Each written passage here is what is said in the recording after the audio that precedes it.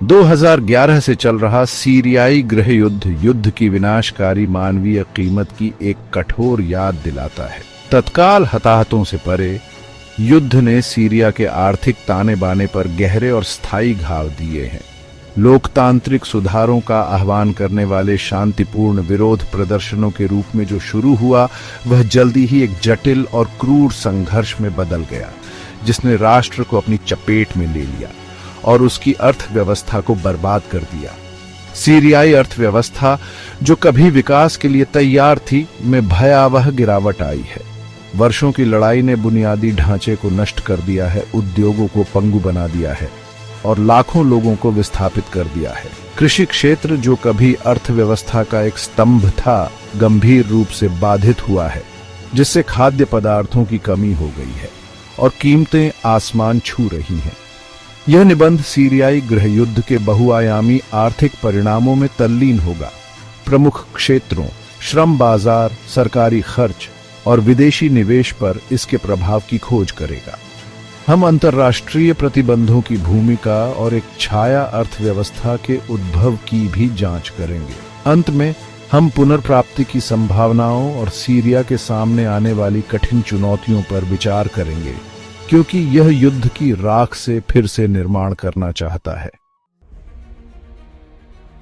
सीरियाई गृह युद्ध की रूट्स को समझने के लिए हमें असद परिवार के आयरन फिस्टेड रूल के हिस्ट्री में डेल्व करना होगा।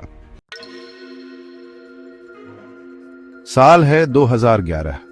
एक विरोध प्रदर्शन की लहर, जिसे बाद में अरब स्प्रिंग कहा गया, पूरे उत्तरी अफ्रीका और मध्य पूर्व में फैल गई। सीरिया में राष्ट्रपति बशर अल असद के शासन के खिलाफ लंबे समय से चली आ रही शिकायतें भड़क उठीं। लोग बदलाव चाहते थे, वे करप्शन से तंग आ चुके थे, वे पॉलिटिकल फ्रीडम के लिए तरस रहे थे। असंतोष के बीज बहुत पहले बो दिए गए थे। अपने पड़ोसियों से प्रेरित होकर सीरियाई लोग सड़कों पर उतर आए। दारा शहर में स्कूली बच्चों की गिरफ्तारी और यातना के बाद पीसफुल प्रोटेस्ट शुरू हो गए, जिन्होंने एक दीवार पर रेवोल्यूशनरी स्लोगन्स लिखने की हिम्मत की थी। उनका गुनाह, एक अलग सीरिया का सपना देखने की हिम्मत करना। रिजीम का जवाब तेज और क्रूर था। सुरक्षा बलों ने अनार्म्ड प्रोटेस्टर्स पर गोलियां चला दी, जिससे पीसफुल डेमोन्स्ट्रेशंस खून खराबे में बदल गईं। हिंसा की तस्वीरों ने दुनिया को झकझोर कर रख दिया। हालांकि रिजीम बेफिक्र लग रहा था। उन्होंने लोगों के संकल्प को कम करके आंका, यह मानते हुए कि वे अन आयरन फिस्ट से डिसेंट को कुचल सकते हैं। अकल्पनीय क्रूरता का यह कृत्य एक टर्निंग पॉइंट बन गया। सीरियन स्प्रिंग, जो कभी पूरे क्षेत्र में बदलाव की उम्मीद की एक प्रतिध्वनि थी, एक क्रूर गृहयुद्ध में बदल गई। रिजीम की हिंसा बैकफायर कर गई, जिससे और लोग असद के खिलाफ हथियार उठाने को मजबूर हो गए। आजादी की लड़ाई शुरू हो गई थी। असद रिजीम विद्रोह के पैमाने से हैरान होकर अपनी पूरी ताकत अपने ही लोगों पर अनलीश्ड कर दी। सीरियाई सेना, जो कभी राष्ट्रीय गौरव का प्रतीक थी, अब ऑपरेशन का एक इंस्ट्रूमेंट बन गई। टैंक शहरों में घुस गए, रेजिडेंशियल एरियाज पर अंधाधुंध गोलाबारी की। हेलीकॉप्टरों ने भीड़ भाड़ वाले बाजारों पर बैरल बॉम्ब्स गिराए, जिससे रोजमर्रा की जिंदगी सर्वाइवल की एक भयानक लॉटरी बन गई। अपनी क्रूरता के लिए कुख्यात रिजीम के सुरक्षा बल इम्प्यूनिटी के साथ काम करते थे। उन्होंने डिसेंट को कुचलने के लिए सिस्टमैटिक टॉर्चर, आर्बिट्ररी अरेस्ट्स और इन्फोर्स्ड डिसअपीयरेंसेस का इस्तेमाल किया। कैदियों को सैयदनाया जैसे डिटेंशन सेंटर्स में अकल्पनीय यातनाएं दी गईं, एक ऐसी जगह जहां ह्यूमन राइट्स का कोई अस्तित्व नहीं था। सत्ता से चिपके रहने के लिए बेताब असद के रिजीम ने विद्रोह को एक फॉरेन बैक्ड कंस्पिरेसी बताया। उन्होंने आतंकवादियों और एक्सट्रीमिस्ट से लड़ने का दावा किया। इसे अपने आतंक के शासन को सही ठहराने के बहाने के रूप में इस्तेमाल किया। स्टेट कंट्रोल्ड मीडिया ने प्रोपागेंडा फैलाया, कॉन्फ्लिक्ट की एक डिस्टॉर्टेड पिक्चर पेश की। रिजीम के क्रूर क्रैकडाउन के विनाशकारी परिणाम हुए। सैकड़ों हजारों सीरियाई मारे गए और लाखों लोग विस्थापित हुए, सुरक्षा की तलाश में अपने घरों से भागने को मजबूर हुए। सीरिया, जो कभी प्राचीन इतिहास और जीवंत संस्कृति का देश था, केओस और ब्लडशेड में डूब गया। जैसे जैसे सीरियाई कॉन्फ्लिक्ट बढ़ता गया, इसने क्षेत्रीय और वैश्विक ताकतों को अपनी ओर खींचा, एक डोमेस्टिक अपराइजिंग को एक जटिल प्रॉक्सी वॉर में बदल दिया। प्रत्येक एक्टर अपने जियोपॉलिटिकल इंटरेस्ट से प्रेरित होकर एक पक्ष चुनता है, कॉन्फ्लिक्ट की आग को हवा देता है और पहले से ही विकट स्थिति को और जटिल बना देता है। रूस, जो असद रिजीम का एक पुराना सहयोगी है, संकटग्रस्त राष्ट्रपति के पीछे अपना वेट डालता है।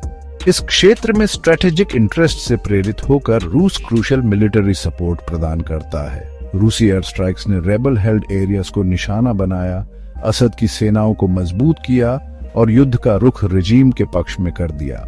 ईरान, जो असद का एक और प्रमुख सहयोगी है, रिजीम के सर्वाइवल को अपनी क्षेत्रीय महत्वाकांक्षाओं के लिए महत्वपूर्ण मानता है।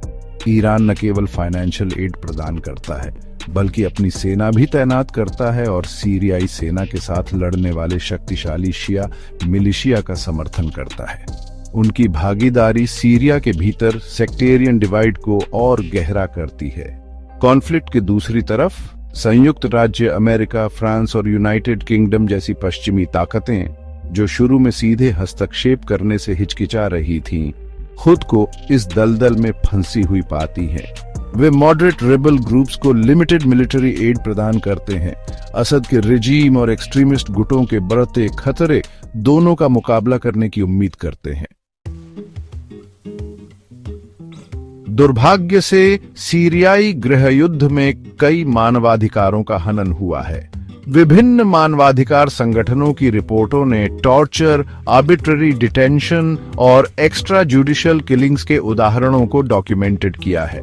अक्सर इंडिस्क्रिमिनेट बॉम्बिंग्स और केमिकल अटैक्स का सामना करते हुए नागरिकों ने इन अत्याचारों का खामियाजा भुगता है। रिजीम की सेनाओं, साथ ही विभिन्न आतंकवादी समूहों पर युद्ध अपराध करने का आरोप लगाया गया है। यह इस कॉन्फ्लिक्ट के दौरान सीरियाई लोगों पर हुए गहरे दुख की एक दुखद याद दिलाता है। असद रिजीम का पतन सीरिया के इतिहास में एक महत्वपूर्ण टर्निंग पॉइंट था। वर्षों के कॉन्फ्लिक्ट और उथल-पुथल के बाद रिजीम के कोलैप्स ने एक पावर वैक्यूम पैदा कर दिया, जिससे व्यापक अनिश्चितता और केओस फैल गया। कभी शक्तिशाली सरकार, जो अपने आयरन फिस्टेड रूल के लिए जानी जाती थी, खुद को नियंत्रण बनाए रखने में असमर्थ पाई। यह क्षण कई सीरियाई लोगों के लिए राहत और चिंता दोनों का कारण था, क्योंकि देश का भविष्य अधर में लटका हुआ था। असद के पतन के बाद सीरिया ने एक नए और टर्बुलेंट युग में प्रवेश किया। देश को अपने पॉलिटिकल, सोशल और इकोनॉमिक स्ट्रक्चर्स के पुनर्निर्माण के कठिन कार्य का सामना करना पड़ा। सीरिया के भविष्य के लिए अपने अपने विजन के साथ विभिन्न गुटों ने सत्ता के लिए संघर्ष किया। अस्थिरता के बीच आशा की एक किरण थी, क्योंकि सीरियाई लोगों ने एक नई शुरुआत की कल्पना करना शुरू कर दिया था, जो दशकों से सहे गए ऑपरेशन से मुक्त थी।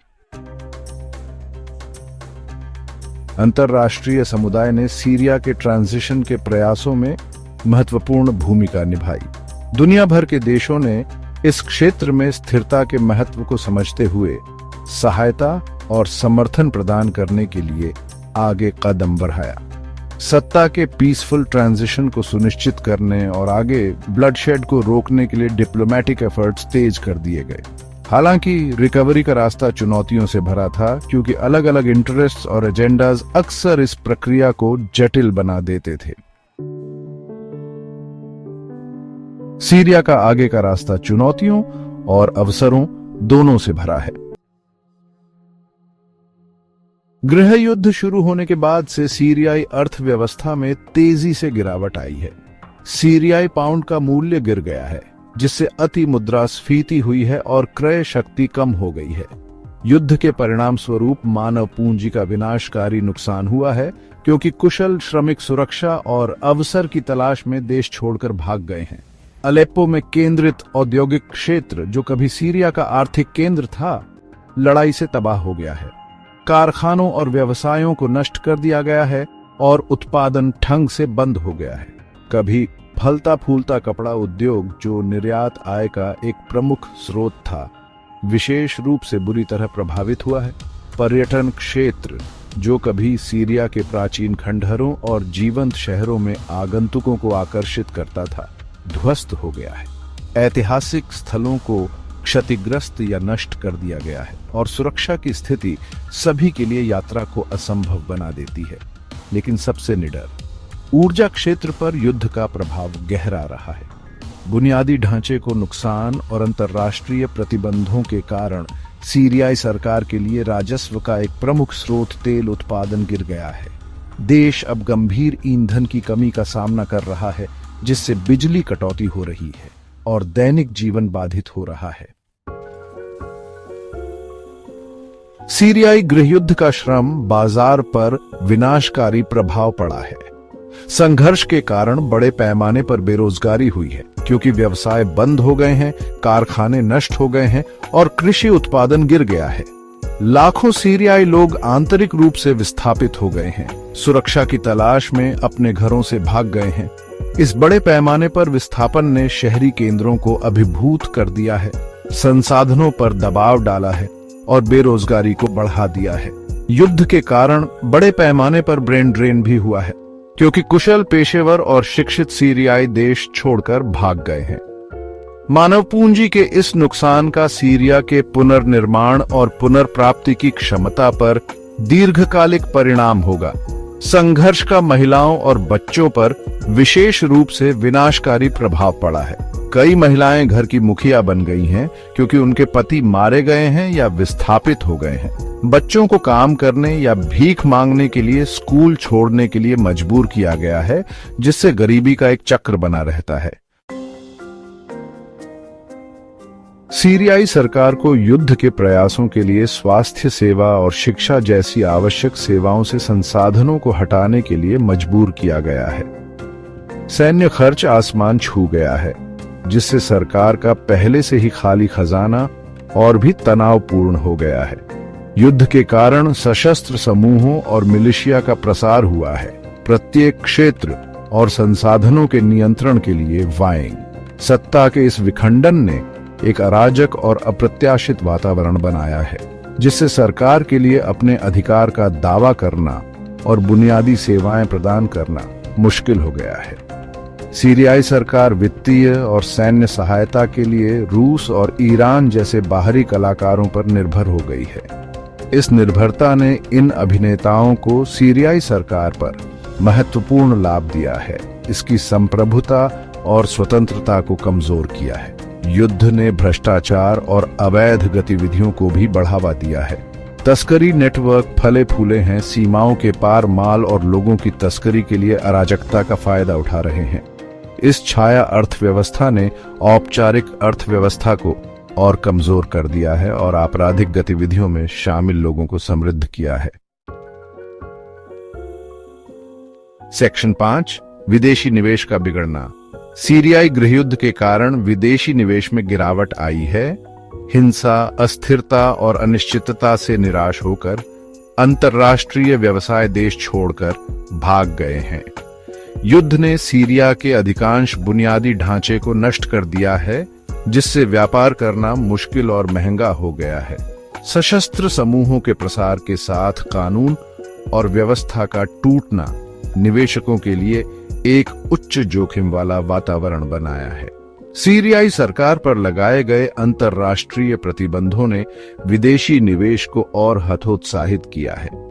इन प्रतिबंधों ने सीरियाई अर्थव्यवस्था के प्रमुख क्षेत्रों को लक्षित किया है, जिससे व्यवसायों के लिए काम करना और अंतर्राष्ट्रीय बाजारों तक पहुंचना मुश्किल हो गया है। सीरियाई सरकार की अपनी नीतियों ने भी विदेशी निवेश में गिरावट में योगदान दिया है। भ्रष्टाचार, नौकरशाही और पारदर्शिता की कमी ने विदेशी व्यवसायों के लिए सीरिया में काम करना मुश्किल बना दिया है। खंड 6 अंतर्राष्ट्रीय प्रतिबंधों का प्रभाव। अंतर्राष्ट्रीय प्रतिबंधों, जबकि सीरियाई सरकार पर हिंसा को समाप्त करने और राजनीतिक समाधान में शामिल होने के लिए दबाव डालने का इरादा था, सीरियाई लोगों पर विनाशकारी प्रभाव पड़ा है।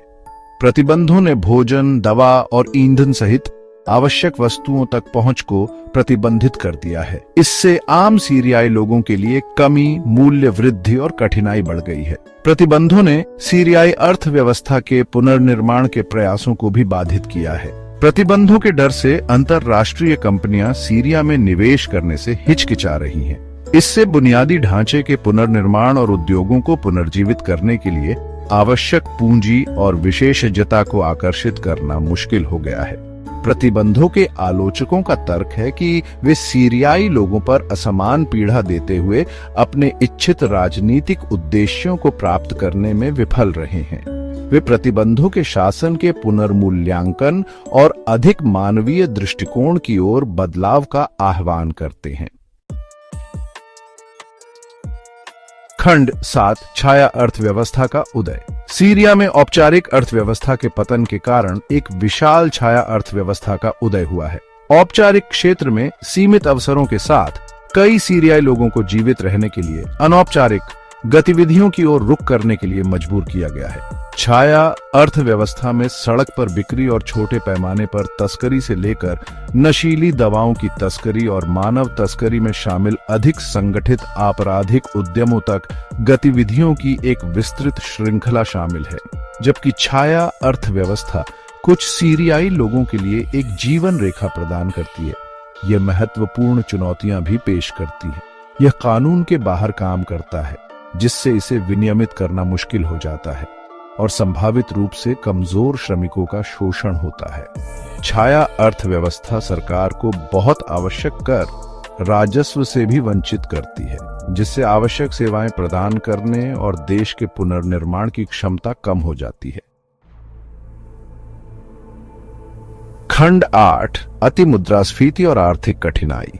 सीरियाई गृहयुद्ध ने अतिमुद्रास्फीति को गति दी है, जिससे आवश्यक वस्तुओं और सेवाओं की कीमतें आसमान छू रही हैं। सीरियाई पाउंड ने अपना अधिकांश मूल्य खो दिया है, जिससे आम सीरियाई लोगों की क्रय शक्ति कम हो गई है। अतिमुद्रास्फीति, बेरोजगारी और बुनियादी सेवाओं के पतन के संयोजन ने लाखों सीरियाई लोगों को गरीबी में धकेल दिया है। परिवार भोजन, दवा और अन्य आवश्यक वस्तुओं को वहन करने के लिए संघर्ष कर रहे हैं। युद्ध का बच्चों पर विशेष रूप से विनाशकारी प्रभाव पड़ा है, जिनमें से कई कुपोषण से पीड़ित हैं और स्वास्थ्य सेवा और शिक्षा तक उनकी पहुंच नहीं है। संघर्ष ने सीरियाई बच्चों की एक खोई हुई पीढ़ी पैदा की है, जिससे उन्हें अपनी पूरी क्षमता तक पहुंचने के अवसर से वंचित कर दिया गया है। युद्ध के कारण हुई आर्थिक कठिनाई ने सामाजिक अशांति और अस्थिरता को बढ़ावा दिया है। लोग आर्थिक अवसरों की कमी और सरकार द्वारा उनकी जरूरतों को पूरा करने में विफलता से निराश हैं। खंड 9 निष्कर्ष आशा की एक किरण। सीरियाई गृहयुद्ध का देश की अर्थव्यवस्था पर विनाशकारी प्रभाव पड़ा है। वर्षों की लड़ाई ने बुनियादी ढांचे को नष्ट कर दिया है, उद्योगों को पंगु बना दिया है और लाखों लोगों को विस्थापित कर दिया है। युद्ध ने अतिमुद्रास्फीति को गति दी है, लाखों लोगों को गरीबी में धकेल दिया है और सीरियाई बच्चों की एक खोई हुई पीढ़ी पैदा की है। ठीक होने का रास्ता लंबा और कठिन होगा। सीरिया की अर्थव्यवस्था के पुनर्निर्माण के लिए बड़े पैमाने पर निवेश, राजनीतिक स्थिरता और अंतरराष्ट्रीय समुदाय द्वारा एक ठोस प्रयास की आवश्यकता होगी। आशा की कुछ किरणें हैं। जैसे जैसे देश के कुछ हिस्सों में सुरक्षा की स्थिति धीरे धीरे सुधर रही है, आर्थिक गतिविधियों के फिर से शुरू होने के अस्थायी संकेत मिल रहे हैं। हालांकि महत्वपूर्ण चुनौतियां बनी हुई हैं, जिनमें सुरक्षा की कमी, सशस्त्र समूहों की उपस्थिति और अंतरराष्ट्रीय प्रतिबंधों का विनाशकारी प्रभाव शामिल है। सीरिया की आर्थिक सुधार का समर्थन करने में अंतरराष्ट्रीय समुदाय को रचनात्मक भूमिका निभानी चाहिए। इसमें वित्तीय सहायता प्रदान करना, उन प्रतिबंधों को हटाना शामिल है जो आम सीरियाई लोगों को नुकसान पहुंचा रहे हैं और निवेश और पुनर्निर्माण के लिए अनुकूल वातावरण बनाना शामिल है। अंततः सीरिया की अर्थव्यवस्था का भविष्य संघर्ष के राजनीतिक समाधान पर निर्भर करता है। शांति और स्थिरता के बिना देश का पुनर्निर्माण करना और सीरियाई लोगों के लिए एक उज्जवल भविष्य प्रदान करना असंभव होगा। देश को उन गहरे मुद्दों का समाधान करना होगा जिन्होंने कॉन्फ्लिक्ट को हवा दी, जैसे कि सेक्टेरियन डिविजन्स और इकोनॉमिक डिस्पैरिटी। साथ ही एक अधिक इंक्लूसिव और डेमोक्रेटिक समाज बनाने का अवसर है। अपने देश के भविष्य को आकार देने में सीरियाई लोगों का रेजिलियंस और डिटर्मिनेशन महत्वपूर्ण होगा। सही समर्थन और एक साझा विजन के साथ सीरिया युद्ध की राख से उठ सकता है और एक उज्जवल भविष्य बना सकता है।